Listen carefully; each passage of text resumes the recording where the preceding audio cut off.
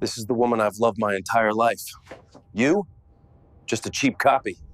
The wind over the Kansas plains carried a kind of stillness that I never understood as a kid. To me, it wasn't peaceful, it was suffocating. Wichita had its rhythm, a monotonous cycle of factory shifts, broken down trucks, and men who spent their paychecks on cheap liquor before making it home. My mother worked nights at a diner off Kellogg Drive, her uniform always smelling like grease and burnt coffee. My father, well, I didn't see much of him. He showed up when it was convenient, dropping off a few crumpled bills before disappearing again. My older siblings figured out the game early and left as soon as they could. That left me, a kid with too much time on his hands and nowhere to go. Bobby, let it go. She came back and she's not leaving again. 15 years together, two amazing kids. You don't want to destroy that, do you? If you divorce her, she'll take the boys and you'll both end up struggling. Sticking it out is the best thing for your family. I couldn't decide what was worse. Some loud, overweight woman telling me to deal with it, or her casual forgiveness of her sister's betrayal. This wasn't some drunken mistake at a party. This was a catastrophe, and justice needed to be served. But if I pushed the button, I'd take the brunt of the fallout. No one had lost more than I had, and her condescending lecture wasn't making this any easier. So there I was, Bobby Smith, floating on a pontoon in the middle of a lake with my cheating wife, her obnoxious friend, and that friend's loud-mouthed husband. As a Kansas boy, I wasn't about to attempt a 300-meter swim to shore. But in 10 minutes, I planned to shut them all up and make sure my wife never forgot what she did. Now, about me, the poor bastard stuck in this mess. I grew up in Wichita, Kansas, the so-called air capital of the world, surrounded by aircraft factories, Boeing, Cessna, Beechcraft. School was a blur, my grades were average, and my parents didn't care. My mom drank, smoked, swore, and cycled through men. My dad was married to someone else when he met her. My older siblings bailed as soon as they graduated, wished me luck, and never looked back. Teachers said I was smart enough to do better, but I didn't see much of a future.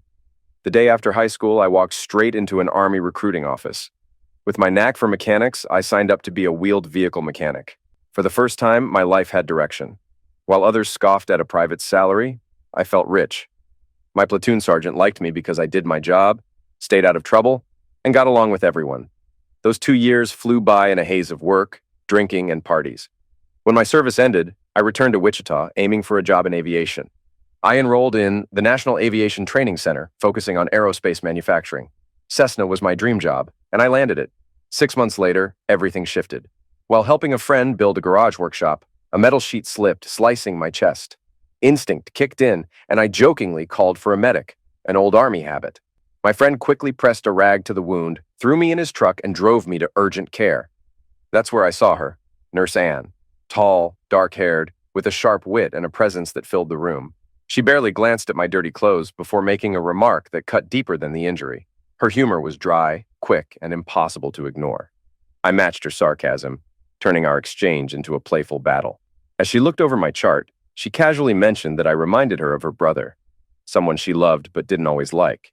I took it as an opening, but she dismissed me with the kind of remark that made it clear she had more important things to do. When I struggled to take off my shirt, she didn't wait. With a sigh, she grabbed the scissors, cut it off, and gave me a silent warning with the blade before tending to the wound. In that moment, despite everything, the pain, the mess, the chaos of my life, something shifted. I didn't know it yet, but this wasn't just a routine visit to urgent care. It was the start of something I never saw coming. Anne spent more time cleaning my wound than I expected, her hands lingering as she worked. Maybe it was my build. Years of training had left me solid, and I wasn't exactly shy about it. When the alcohol hit the cut, I winced, and she smirked at my reaction before stepping back. A few minutes later, she returned with the doctor. Her expression had shifted, like she was silently pleading with me not to make a scene. If I wanted to have any chance with her, I had to play this smart. So, I did what any decent soldier would. I became the perfect patient. I answered every question with a crisp, "Yes, sir," or "No, sir." Followed orders without complaint and acted like the most obedient guy in the room. While the doctor stitched me up, she stood behind him, glancing at me now and then. I caught her smiling when I winked. As soon as he finished, he handed me the post-care instructions, casually mentioning Anne would be the one to remove my stitches in a week. That was all the excuse I needed. I grinned, made a comment about looking forward to it, and while the doctor laughed, Anne blushed. I counted that as a win. When he left, I didn't waste time. I asked her to dinner. She hesitated just long enough to make me second-guess myself, but then she nodded, 7 o'clock. Before walking out, she paused and, with a funny little smile, asked if I still had that red pickup. When I confirmed, she simply said, "It's decided," and left the room.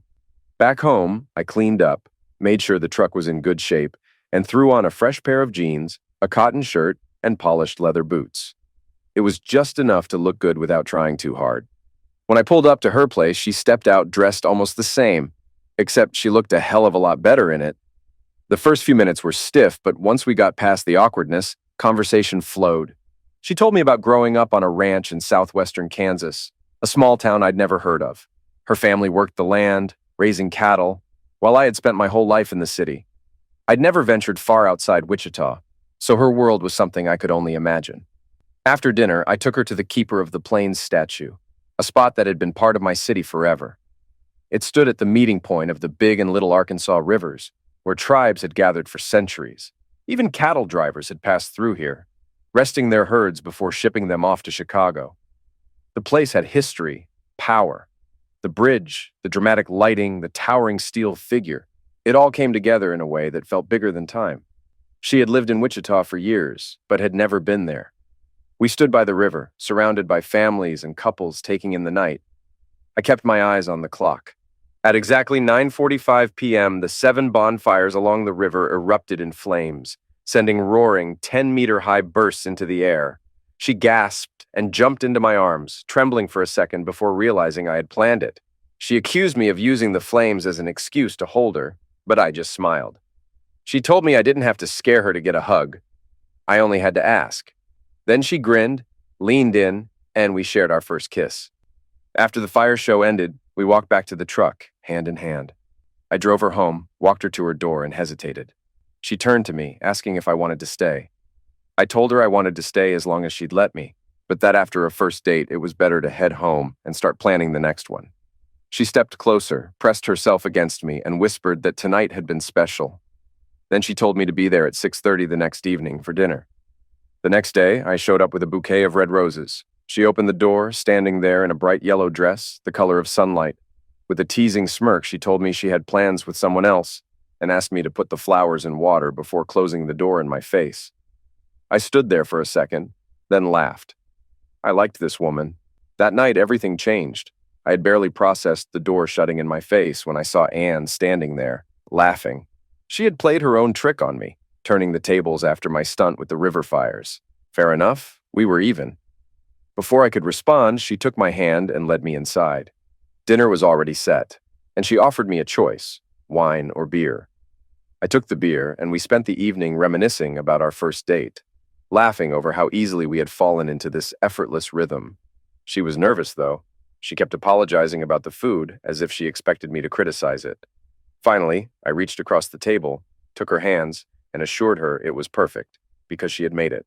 That seemed to calm her, and from then on, we enjoyed the meal without hesitation, sharing thoughts about life, what mattered to us, and where we saw ourselves in the future.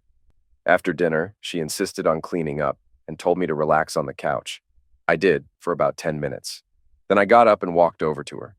She didn't flinch or pull away when I leaned in close, breathing in the faint scent of her hair. She smelled incredible. She turned to face me, her expression soft, her body language open. I could tell what she was thinking before she even said it. The dishes could wait. We spent the night together. Afterward, as she lay beside me, she admitted I wasn't her first, but she wanted me to be her last. The weight of that hit me harder than I expected. She grinned at my silence before teasingly asking whether the next last would be tonight or tomorrow morning. I thumped my chest and told her both. For the next 3 months, we were inseparable, every night, every weekend. Eventually, it was time for me to meet her family. That was something I wasn't used to. Growing up without much family of my own, stepping into hers felt foreign, almost overwhelming. But I was ready. We planned to leave after work on Friday and return to Wichita by Sunday night. As I started the truck, I asked for the address to plug into my GPS. Instead, she rattled off a list of landmarks and vague directions, ending with, "Wake me up when we're south of Dodge City." Then she curled up against the seat, smirking as she closed her eyes. With nothing but long stretches of open road ahead, I used every traffic light to stretch my legs. 2.5 hours later, I spotted the slaughterhouses, the grain elevators, and finally, the sign for Wyatt Earp Boulevard. Just as she had said, a bronze longhorn statue stood in the middle of the street. It felt surreal, like I had followed some cryptic treasure map, and somehow every clue had led me exactly where I needed to be. Still, I wasn't about to wander aimlessly through the Kansas prairie looking for an old cattle trail. I nudged her awake before I ended up in Oklahoma. She feigned sleep for a moment before finally directing me to turn down a gravel road marked Clear Creek Ranch. As the house and barns came into view, Anne spotted her parents outside and practically leaped from the truck before it had fully stopped. I watched as she hugged her mother, then her father, and by the time I caught up, she was beaming. She introduced me, Bobby Smith, to Pat and Bill Green. I pulled off my cap, shook Bill's hand, and before I knew it, Pat had wrapped me in a warm, motherly hug. Inside, dinner was already in motion. Anne disappeared into the kitchen with her mom, leaving me to take in the unfamiliar warmth of a real family home. For the first time in a long time, I wasn't just passing through someone's life. I was being welcomed into it. Meeting Anne's father felt like stepping into unfamiliar territory. I had never been with a woman long enough to meet her parents, let alone sit across from one discussing family history. But here I was, shaking hands with Bill Green, a man who carried himself with the quiet authority of someone who had spent a lifetime working the land. After offering me a drink, water first, then a beer, Bill settled into conversation. He mentioned that Anne's brother Gary wasn't around, but would be back the next day. Apparently, Gary lived on another part of the ranch in a mobile home and was off at a cattlemen's meeting. I had little to contribute about my own family, so I steered the conversation toward the framed photographs and artifacts scattered around the room. Bill turned out to be a living archive of the Clear Creek Ranch, reciting its history as if it were folklore. The Carter family, Anne's maternal side, had been among the county's first cattle ranchers, branding their livestock with the iconic twin backwards C mark. The Greens and Carters had roots deep in this land, spanning generations, with countless relatives scattered across the region. What really caught my attention, though, were the old Winchester model 1873 rifles displayed in a tool cabinet. Bill explained how these rifles had been used for everything, from warding off rustlers to hunting coyotes. Among the historical treasures, there were also rare photographs of Wyatt Earp, Bat Masterson, and Doc Holliday, some even featuring Bill's grandfather, a bystander in the background of history. The authenticity of it all fascinated me, but as much as I wanted to linger, dinner called. Over the meal, I learned even more about Anne's family, their stories intertwined with the history of the land itself, each tale a thread in the vast tapestry of the Midwest. It was late when Bill finally stretched, announcing it was time to turn in. That left one lingering question. Where was I supposed to sleep? I didn't want to assume I'd be staying with Anne, nor did I want to put her parents in an awkward position. So, I played it safe. Grabbing my bag, I casually mentioned that I'd get settled in wherever they thought best. But no one answered. The subject was tactfully avoided, as if my sleeping arrangements were a problem they hadn't quite decided on. Sensing an opportunity, I pointed to the small cowboy bunkhouse beside the barn. As a kid, I had dreamed of being a cowboy, and sleeping in a rustic bunk seemed like a rare chance to live out that childhood fantasy. Pat immediately dismissed the idea, saying the bed was terrible and the springs would keep me up all night. That didn't deter me. I insisted it would be worth it just for the experience. She sighed and told me to be back at the house by 8 a.m. for breakfast. Bill walked me over to the bunkhouse, both of us pausing to admire the clear night sky. The stars here shone brighter than in the city, the lack of light pollution making the sky seem endless. Once inside, he pointed out the bathroom and then, to my surprise, told me I was welcome to stay in the house with Anne if I wanted. I shook my head. Not yet, I told him. I haven't earned that right. He smiled, shook my hand, and left me to settle in. Pat had been right. The bed was awful. But exhaustion won, and soon I drifted off, only to wake to the creak of the door swinging open. Soft footsteps approached, followed by the rustling of fabric hitting the floor. She murmured something about wanting to surprise me, then slipped into bed. She whispered that I had impressed her parents, especially her dad, by choosing to stay here voluntarily. Had I insisted on sleeping with her, he would have sent me to the bunkhouse anyway. But since I had chosen it myself, he wouldn't have objected if I stayed with her in the house. I admitted that the bunkhouse wasn't just about making a good impression. As a child, escaping into cowboy fantasies had been a way to block out the reality of my own difficult home life. Seeing her family's history tied to Dodge City, with real connections to the legends of the Old West, had struck something deep inside me. Sleeping here felt like honoring that part of me, the kid who had always wanted a different life. Anne didn't respond right away. Instead, she kissed me. We made love in the quiet, surrounded by history and the endless Kansas night. Afterwards, she rested her head on my shoulder, whispering that she loved me more than she ever thought possible. As dawn approached, she sighed, knowing she had to go back. She wanted her parents to keep thinking she was their good girl. I chuckled and reassured her. She was good. Very good. With one last kiss, she slipped out of bed, leaving behind the warmth of her presence. I lay awake for a while, listening to the wind outside, knowing that this wasn't just a fleeting romance. Something real had taken root here, something that wouldn't fade with the morning light. That night, I barely slept. My mind raced until I watched Anne slip back into the house. The moment she was gone, exhaustion finally took over. I blinked, and morning arrived, the sun cutting through the barn's silhouette and streaming through my open window. The old bunkhouse had no hot water, so I braved a cold shower before pulling on jeans and a t-shirt. As I stepped outside, the distant clang of metal caught my attention. Following the noise, I found a young man struggling with a massive inner tire on a grain truck. Not wanting to startle him, I greeted him and offered to help. He quickly agreed, and together we made short work of the repair. Once finished, he dusted off his hands and introduced himself as Gary, Anne's brother. He wasted no time teasing me. Apparently, Anne had talked me up quite a bit. I laughed it off, joking that she was the smarter one between us, though he didn't seem entirely convinced. Before I could leave, he asked for another favor, delivering their big LN 8000 grain truck to a repair shop in Dodge City. As long as I made it back by breakfast, I didn't mind. Sliding into the driver's seat, I fired up the diesel engine and rolled out. Gary followed in his truck, clearly watching to see if I could handle the beast. The radio was already set to a country station, so I let the music play as I soaked in the quiet Kansas morning. We reached the shop at the same time, and on the drive back, Gary thanked me, saying I'd saved him from having to pull a hired worker off the ranch. Then he asked where I'd learned to drive a truck like that.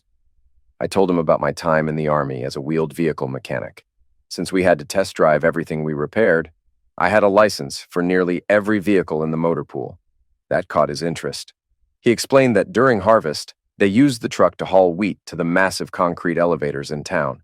It was brutal work. Long hours, no air conditioning, and relentless heat. But the sense of accomplishment made it worthwhile. Then he hit me with an unexpected question. Since Anne would be staying on the ranch to help with meals, would I be interested in driving grain trucks for the harvest? The pay was lousy, the work was grueling, but the food was good. I laughed. How could I resist an offer like that? By the time we pulled into the ranch at 7:30, the whole family seemed to know where we'd been. Bill greeted me with a smirk, surprised that Gary had trusted me with Big Red, his prized truck. Apparently, only experienced drivers got behind the wheel during harvest. As we sat down for breakfast, I turned to Anne and casually mentioned that I had been offered a new job. She raised an eyebrow. "I'll be driving Big Red this season," I said. "Figured it might fit into your plans." She laughed, shaking her head. Of course, Gary had already told me she'd be cooking and delivering meals for the workers. I hadn't even realized I had walked right into her schedule. Halfway through breakfast, Bill and Pat exchanged knowing glances. Bill cleared his throat and looked at Anne. "You having trouble sleeping? Thought I saw you walking around last night." Pat giggled. Anne froze, her face turning red as she shoved more eggs into her mouth. She shot me a look, waiting for me to say something. I just grinned and shrugged. Finally, she set down her fork. "I was worried about Bobby being stuck in the old bunkhouse. There might be spiders in there. Besides, he forgot to kiss me goodnight." That sent the entire table into laughter, including Anne. The rest of the day, we split up. She went with Pat, while Bill took me on a tour of the ranch. Since I had once dreamed of being a cowboy, he gave me a crash course in what that life actually looked like. Clear Creek Ranch had been in the Carter family for generations, gradually expanding as nearby ranches were bought up. It spanned 3,000 acres of native prairie, the same land where bison had once roamed freely. They ran 250 black cattle on pasture year-round and brought in extra steers in the fall, feeding them through the winter before selling them to commercial feedlots. It was a different world from what I knew, but standing there, surrounded by nothing but open sky and rolling land, I understood why people never wanted to leave it. Life on the ranch moved at a different pace. Roads were mostly dirt, and anytime we passed another truck, stopping to chat about weather and cattle prices was expected. Bill thrived in this world, confident, capable, and completely at home. Back at Clear Creek, I found Gary working on equipment in the machine shed. Lighting a cigarette, I walked over. He eyed it and smirked, already knowing Anne had plans to make me quit. He joked that I was doomed, and I admitted we were still in the negotiation phase. Our easy banter made it clear. We were going to get along just fine. That evening, we headed to a neighbor's ranch for a barbecue. Smoke from the massive grill filled the air, and the place buzzed like an old frontier gathering. Steaks sizzled, side dishes piled high, and kids ran wild, playing games while their parents mingled. A concrete slab, the remains of a building lost to a tornado, doubled as a dance floor where multiple generations took turns twirling under the open sky. Anne and I danced to the slow songs, but for the fast ones, I let her enjoy the attention of younger ranch hands eager for a turn. They tossed her around the dance floor, laughing, but when the tempo slowed, they got a little too close. Without fail, she'd push them away, wag her finger at me, and wait for me to take over. By the time we returned to the ranch, we were sunburned, exhausted, and happy. I kissed Anne goodnight and headed to the bunkhouse, hearing Pat and Bill teasing her about sleepwalking again. I wasn't asleep long when I heard the door creak open. Anne didn't bother with pretense this time. She slipped under the covers, bare skin warm against mine. When morning came, she snuck back into the house before anyone noticed, or at least before anyone admitted they had. At breakfast, everyone wore knowing smiles. Bill, grinning, slid a plate in front of me, pancakes and a thick steak. "I think you need this, son," he said. Laughter erupted around the table, except for Gary, who was clearly waiting to hear the full story later. After breakfast, we attended Sunday Mass as a family. I wasn't religious, but that didn't matter. What struck me most was how seamlessly they welcomed me in. For the first time in my life, I felt like I truly belonged somewhere. That night, Anne and I drove back to Wichita, too exhausted for anything but quiet conversation. The only change was that I didn't go back to my own place. I moved into hers. It wasn't just about convenience. We were building a life together. The return to the ranch 3 weeks later felt different. Pulling up to the bunkhouse, I was met with an unexpected surprise. The old iron bed was gone, replaced with a comfortable double mattress. Curtains now framed the windows, a water heater had been installed, and on the small table sat a vase of sunflowers with a simple note. "Welcome home, son." There was no time to dwell on sentiment. The wheat harvest had begun, a grueling 2-week race against the weather. Every moment counted. Gary and I worked nonstop, planning routes for Big Red, ensuring the machinery held up under the strain. By the end, exhaustion set in, but so did the deep satisfaction of a job well done. With harvest behind us, the weekend offered a rare moment of rest. Friday night was spent with family, while Saturday was filled with repairs and maintenance. That evening, Anne had a plan of her own. She announced we were riding out to watch the Perseid meteor shower. I had no idea what to expect, but I followed her lead. She saddled her mare and handed me the reins to Bill's chestnut gelding. Under the moonlight, we rode across the open plains, the land stretching endlessly before us. After a mile, she stopped, dismounted, and motioned for me to do the same. Tying the horses to the fence, she turned to me with a mischievous smile and gave me a simple instruction: strip, except for my boots. I didn't argue. We rode bare under the stars, moving through the tall grass as the night air wrapped around us. She led me to a quiet hillside, a place untouched by time. Pulling a blanket from her saddlebag, she laid it out and spoke softly about the land. It was sacred to her family. Generations ago, her great-grandfather had discovered the natural springs that saved their cattle, securing the ranch's survival. Even before that, local tribes had revered this place, and her great-grandfather had honored their connection, never denying them access. For years, her family had continued the tradition, offering a bull each year in respect. Then she told me why we were there. This was her tradition, a night to watch the Perseid meteor shower, just as her parents had before her. She had never shared it with another man. I didn't need to think, plan, or wait for the perfect moment. This was it. Taking her hands, I asked her to marry me. Before I could process her reaction, she was in my arms, her answer immediate and certain. As we lay on the blanket, staring at the sky, she suddenly gasped. 2 bright stars sat side by side, with a curved cloud forming beneath them. A celestial smile. To her, it was a sign, a silent approval from the universe. As the clouds drifted, I stood and walked toward my horse. She watched curiously as I pulled a small velvet box from the saddlebag. There was no hiding it. She had already figured it out. The diamond shimmered under the stars as I opened the box, and she slid the ring onto her finger with a radiant smile. With mock seriousness, she reminded me that her father still had to approve. I chuckled, knowing I had already secured Bill's blessing. That proud look on his face at dinner? It hadn't just been about the meal. After soaking in the moment, she led me to a nearby spring-fed water tank, wading in without hesitation. The crisp water was shocking against the warmth of the night, but we laughed, splashing like children. Clean and dressed, we rode back to the ranch. That night, she stayed with me. By morning, the engagement was impossible to miss. Her ring caught the light as she moved through the house. Pat wiped away happy tears, Bill puffed out his chest with pride, and Gary grinned, genuinely happy for us. Then came the chaos of wedding planning. With my own mother absent, Pat took the reins, ensuring every detail was perfect. The ceremony was held in a small church near the ranch, filled with friends, neighbors, and family. Gary stood as my best man, Anne's cousins, by her side. Bill, always thoughtful, made sure guests were seated evenly, so no one noticed the empty spaces where my family should have been. The wedding was filled with laughter, dancing, and a few of my coworkers shamelessly flirting with Anne's cousins. 2 days later, we boarded an early morning train to Santa Fe. The honeymoon was a blur of breathtaking landscapes, quiet moments, and the kind of love that deepened with each passing day. Then life settled into its rhythm, early mornings, long days, shared dreams, until the call. On an ordinary Saturday afternoon, the city police contacted me. Anne had been in a serious accident. She was in intensive care. The words barely registered. My hands clenched the steering wheel as I raced to the hospital, my heart pounding. Without thinking, I called Bill. I had no one else to turn to. The doctor's words hit like a hammer. Anne was in critical condition. Her heart and organs were failing. There was nothing they could do except keep her comfortable. They gave me a few minutes with her. Just enough time to let her know I was there. Anne's eyes fluttered open when I said her name. I reassured her that I wasn't going anywhere and that her parents were on their way. She clutched my hand tightly, refusing to let go until the nurse gently pried my fingers from hers. Pat and Bill arrived in record time. I led them to her room, stepping aside so they could be with her.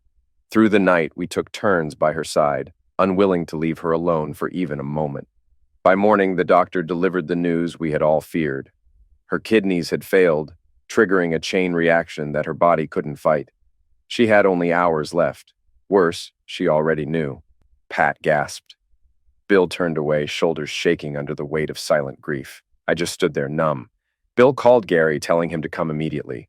Then Pat and I braced ourselves and went back into the room. Anne greeted me with a weak smile, whispering that there was no better place to be than in my arms. Bill kissed her forehead, calling her his princess. She used the little strength she had left to say what mattered most. She thanked us for the life we had given her and made one request. She didn't want to be remembered in grief. She asked us to hold on to the laughter, the love, and the joy, not the pain of losing her. Then she turned to me. She called me her one true love and made me promise something. When the time was right, I had to move on, find love again, marry, have the family we had once dreamed of. She would always be with me, always watching over me. Turning to her parents, she made one last request. Take care of me. She feared how I would survive without her, reminding them that I was family now, the only one I had left. She exhaled deeply, saying she just needed to rest for a moment. Then we would talk again. Her fingers squeezed mine weakly, a silent reassurance that she was still there. But as the morning stretched on, her grip loosened. She murmured in her sleep, her body growing weaker. Then, in one final moment, she held my hand tightly before letting go. She was gone. We asked the doctor to disconnect the machines. There was nothing left to prolong. The three of us stood together in silence, holding on to each other before I finally stepped away to inform the nurse. Her ashes were divided, some buried at the family church, some scattered around the ranch, and the rest set aside to be combined with mine one day, to be released at our special place on the hillside. The church was packed for her funeral, filled with people who loved her. I stayed at the ranch for a while, taking extra bereavement leave before forcing myself back to work. Routine was my only defense against unraveling. But every weekend I returned to Clear Creek, helping Gary with projects, finding solace in the work. At night, I sat on the hillside, talking to Anne's spirit, as if she could still hear me. Slowly, I became part of the Green family's traditions. We spent Easter at the special place watching the sunrise. I stayed with them for Mother's Day and Father's Day, joined neighborhood barbecues, and hunted pheasants with Gary in November. I didn't move on because I wanted to. I did it because Anne had asked me to. The holidays were the hardest, but by the new year, life began to feel normal again. A year and a half after losing Anne, Gary and I were at a country bar in Wichita, passing time over cheap beer when two women walked by, cowboy boots, short skirts, and confident smiles. We set down our drinks and asked them to dance. For an hour, we moved across the floor, switching partners, stealing glances. I was with Katie, Gary was Shelley. But when Katie stepped away, Shelley pulled me close for a slow song. She admitted she wasn't that interested in Gary, and Katie didn't mind swapping. Grinning, she confessed she had preferred me from the start. Gary had just made the first move. We spent the rest of the night drinking, talking, and dancing. Before she left, I got her number and asked if she'd have dinner with me on Sunday. She said yes. Gary had fun with Katie, but it was clear she wouldn't be making special trips to Dodge City for him. It was just a night, nothing more. Shelley and I, on the other hand, clicked instantly. When she asked how I knew Gary, I explained that he had been my brother-in-law before Anne's accident, and now he was family. She listened, but didn't dwell on it, letting the conversation flow naturally. From there, everything fell into place. Midweek dates turned into regular Saturday nights of dinner, movies, and dancing. Sundays became our time for long drives, ice cream, and quiet conversations. Before long, we were inseparable. Eventually, she moved in. She became my world. She never complained about my week-long trips to Clear Creek for harvest and hunting. If anything, they made us appreciate each other more. We both wanted kids, at least two. We imagined the house we'd build after marriage. Everything felt right. Then, one evening, I came home to find her on the couch, crying. She kept apologizing, saying she had made a mistake. Panic gripped me. I had already lost one woman I loved. Was I about to lose another? I told her whatever it was, we would figure it out. Tears streamed down her face as she finally said it. She was pregnant. She sobbed, convinced she had ruined everything. We had planned to wait until marriage, until we had a house, until everything was settled. But none of that mattered to me. I cupped her face and asked her two questions. The first, would she marry me?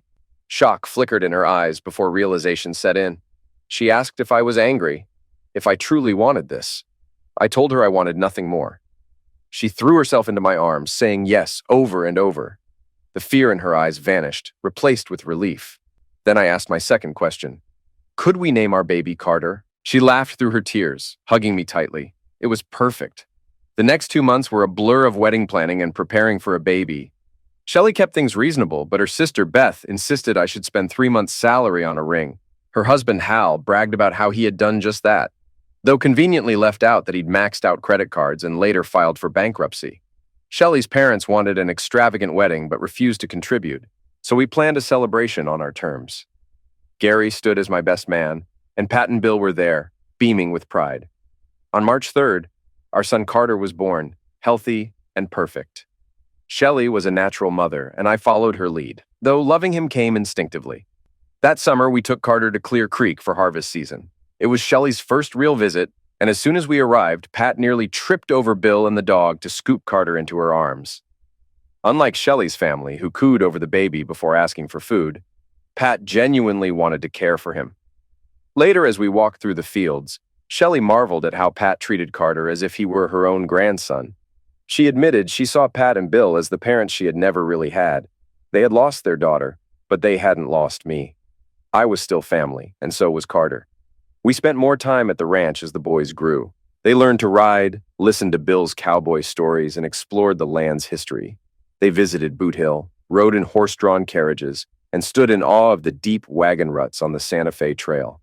Summers stretched from a week to a month, then eventually the whole season. By the time Carter and Tyler were 10 and 12, they begged to stay the entire summer. Shelley, however, had grown tired of ranch life. She preferred nights out in Wichita over dusty afternoons on the prairie. While the boys were at the ranch, she filled her evenings with friends, embracing a social life that made her feel younger. That fall, I took Carter on his first pheasant hunt, a tradition in the family. He watched intently, learning to track and later clean the birds. That evening, he proudly wore a headdress made of colorful tail feathers. When we returned home, he presented some to Shelley, but she barely acknowledged them. A few days later, they were gone, much to his disappointment. The next summer, the boys wanted to stay on the ranch all season. Shelley resisted, but had little reason to keep them in Wichita. She wasn't home much herself. Work started early, and nights were spent with friends. The boys felt her absence, even if they didn't say it. Meanwhile, Gary's health had been deteriorating. He had long battled kidney issues, worsened by years of smoking. It had reached a critical point. He needed a transplant. He'd been on the donor list for a while, but no matches had come through. Without hesitation, I got tested. As the days passed, the boys constantly asked about their uncle. Then we got the news. I was a perfect match. The surgery was scheduled immediately.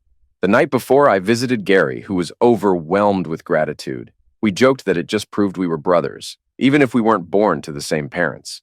The next morning, we were prepped in neighboring operating rooms. As they wheeled him away, I told him I'd see him on the other side.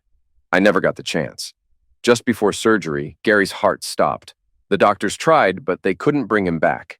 My surgeon had already made the first incision when the transplant was canceled. When I woke up, Pat and Bill were at my bedside. Their faces said it all. Bill took my hand and told me the truth. Gary had suffered a heart attack, his kidneys had shut down, and his body couldn't take it anymore. We sat together in silence until a nurse gave me something to help me sleep. The funeral was on a clear, sunny day, attended by ranchers from miles around. Shelley and the boys sat beside me. After the service, she took them home, but I stayed at the ranch to recover. Gary had been preparing to take over, so Bill suddenly found himself running everything alone. I started making regular trips to help, which only widened the growing distance between Shelley and me. She didn't want the responsibility of raising two boys alone and resented my time away. We didn't fight outright, but the strain was obvious. Then one day, she came home beaming. She had been appointed as her department's representative on an employee committee. No extra pay, just prestige. Another reason to be out more. Another excuse to spend less time at home. At the same time, the hospital was planning a fundraiser for a new children's wing. They had arranged for Lance Belton, an NFL linebacker with a reputation for dirty play, to help promote the event. Since he frequently flew to Wichita for maintenance on his private jet, his agent agreed to the visit. Shelley was thrilled. I had no idea how much that night would change everything. Shelley was involved in the event, sitting at the head table with him during lunch, and later accompanying him on hospital rounds.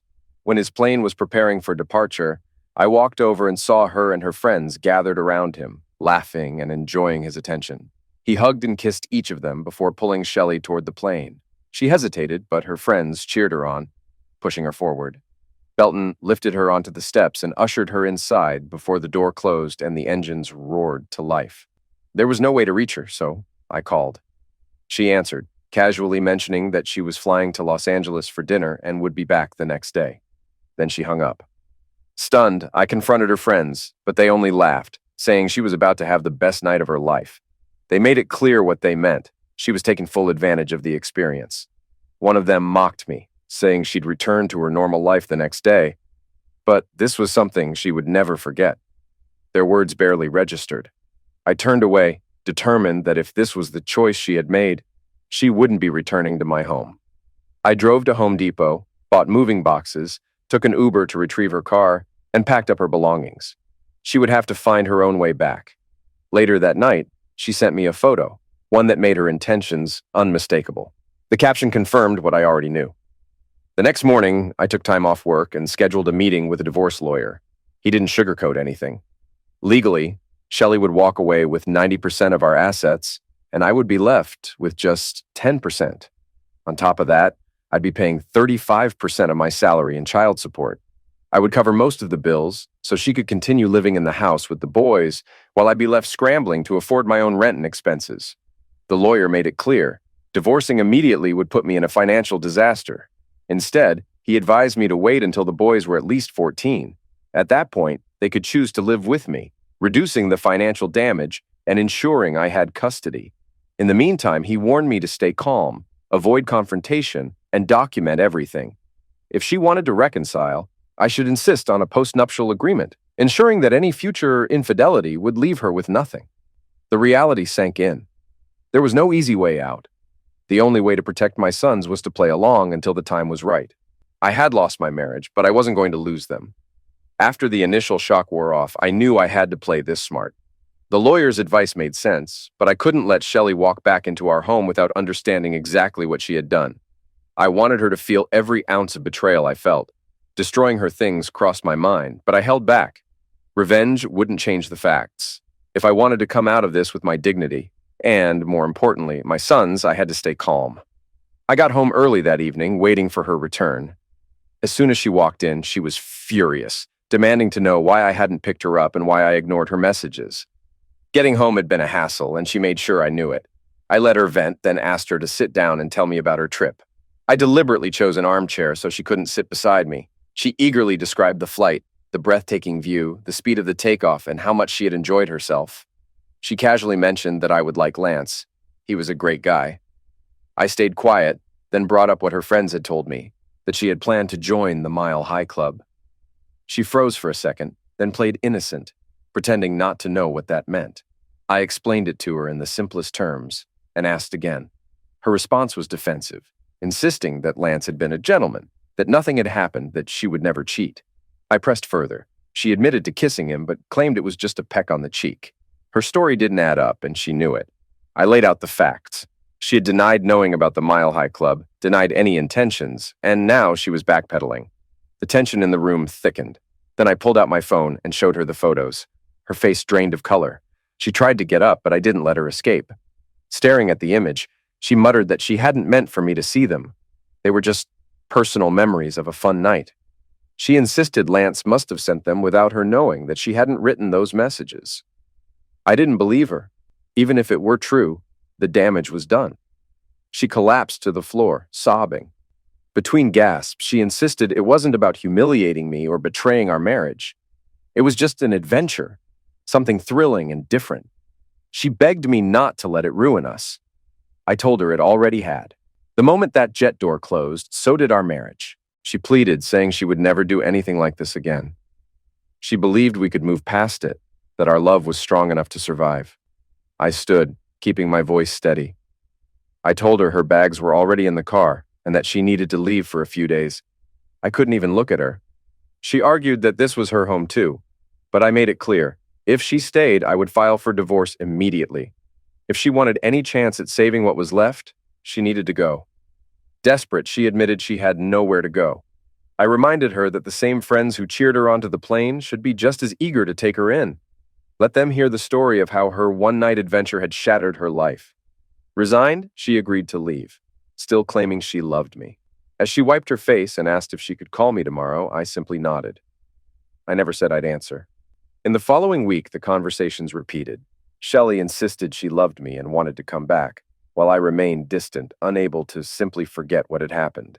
Instead of arguing, I began executing my plan. Over 3 nights I prepared. When the time was right, I invited her to dinner, making it clear that our marriage wouldn't be discussed. She eagerly accepted, choosing her words carefully, trying to regain my trust. But she still wasn't coming home. After dinner, I confronted her with a non-negotiable condition. She needed to be tested for STDs, not just for herself, but for the sake of our sons. She dismissed the concern, insisting there was no risk, but I refused to take her word for it. If the test came back positive, I warned, she would be kept away from the children. She reluctantly agreed, believing it was about concern rather than humiliation. 2 days later, she arrived, visibly ashamed, handing me the results. The test confirmed an infection. I showed no satisfaction, only a cold detachment, knowing this would be leverage in the long run. She tried to embrace me, but I rejected her. Not until she was clear. Weeks later, she returned with proof she was healthy, yet something had changed. Her desperation to move back in had faded, replaced by an attempt to shift the focus. She suggested a weekend at the lake with friends, hoping to reset things. I agreed, knowing it would be the perfect moment for my next move. At the lake, tensions surfaced between me and her sister, who made it clear she saw me as weak for not forgiving Shelley immediately. I shut the conversation down, warning that continued interference would cut them both out of my life. Shelley, for once, stood by me, silencing her sister. As the conversation died, I stood and pulled off my shirt, preparing to cool off in the water. The reaction was immediate. Shelley gasped at the sight of a new tattoo, a bright red heart on my chest. At first, she assumed it was for her, until she saw the name inside. Anne. Her face paled, and within seconds she turned and vomited overboard. When she finally faced me, she reached out, touching the ink with trembling fingers. Devastated. She questioned how I could do something so cruel, but I made it clear Her betrayal was now permanently etched into my memory, just as this tattoo was into my skin. The outing ended in silence. Marriage counseling followed, but it was an endless loop of the same arguments. Shelley, now healthy, pushed harder to move back in. I agreed, but only under a strict postnuptial agreement. I worked with my lawyer to outline the terms. She would never mention or contact Lance Belton again. Both of us would treat each other with respect, and she would undergo routine STD testing for the next 9 months.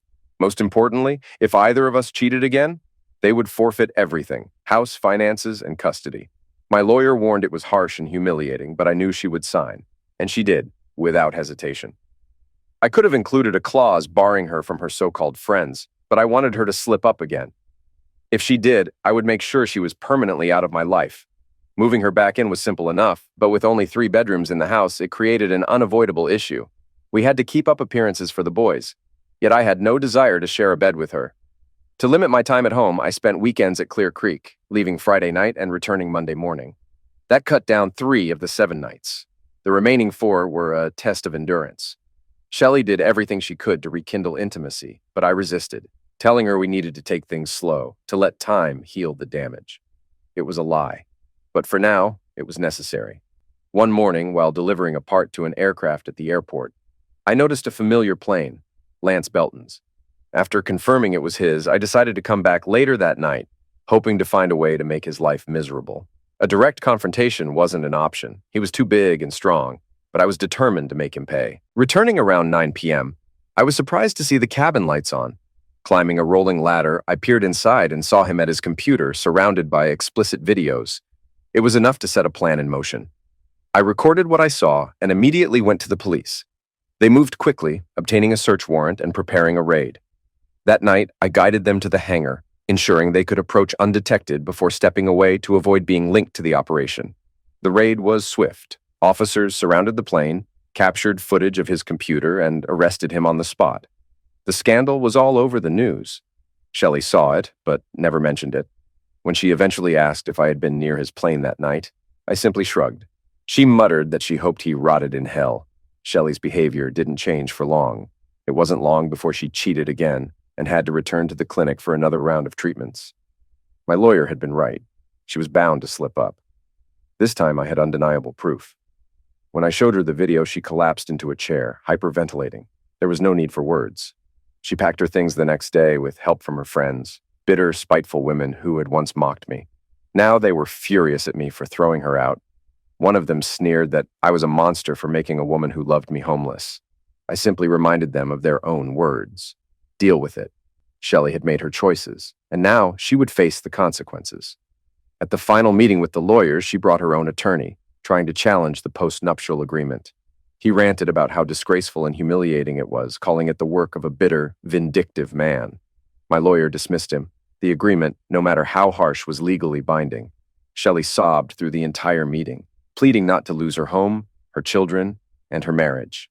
But it was done. That was the last time I heard from her. Carter and Tyler began asking about moving to Clear Creek permanently. I was open to it, but needed to talk to Pat and Bill first. When I brought it up during one of our weekend visits, they welcomed the idea immediately. As far as they were concerned, I was already family. Their 3 boys belonged at the ranch.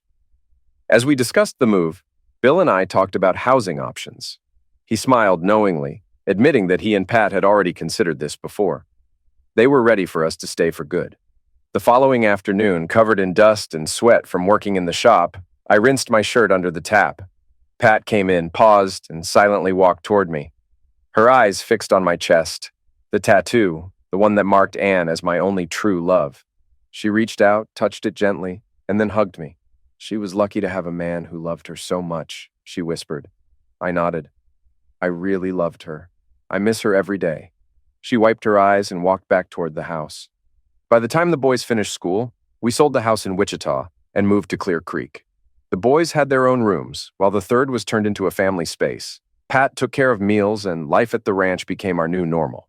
Shelley stayed in touch with the boys through phone calls and emails, but I had no contact with her. Carter, now old enough to drive, suddenly had no shortage of errands to run. He was constantly finding reasons to go places, often mentioning a name that kept coming up, Amber Reynolds. When I asked about her, he casually explained that she was a teacher's daughter. Her father had been a veterinarian, and her mother was cool. It was a simple response, but I could tell this was going to be important.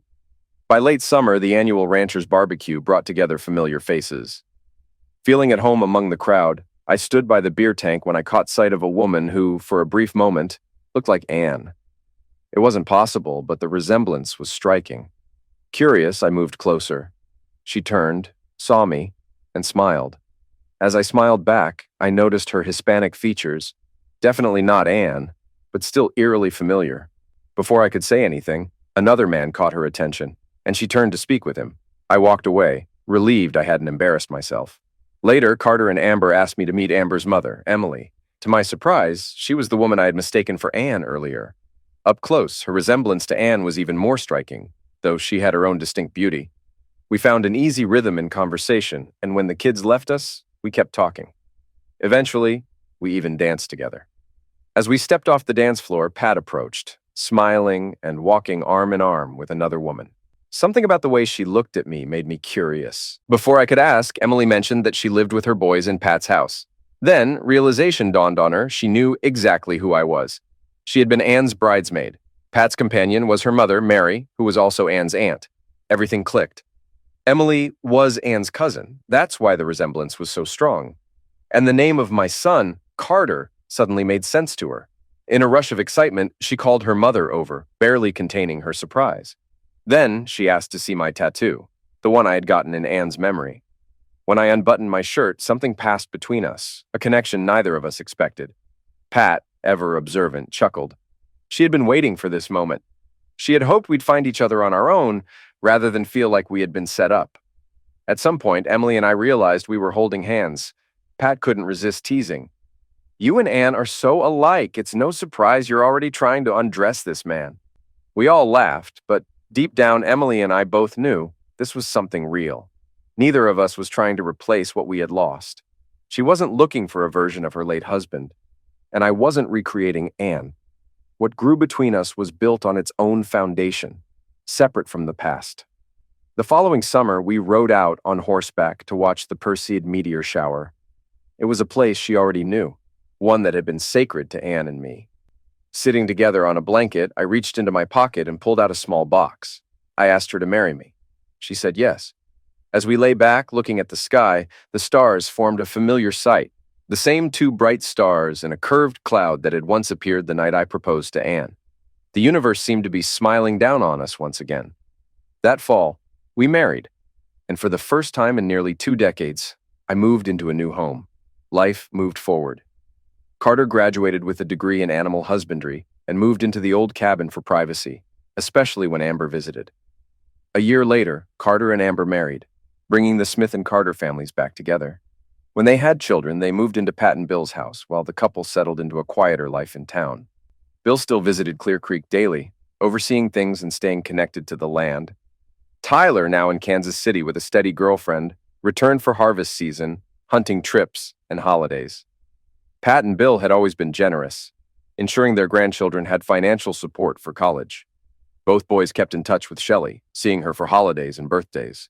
She had remarried a retired postal worker, and by all accounts, seemed happy.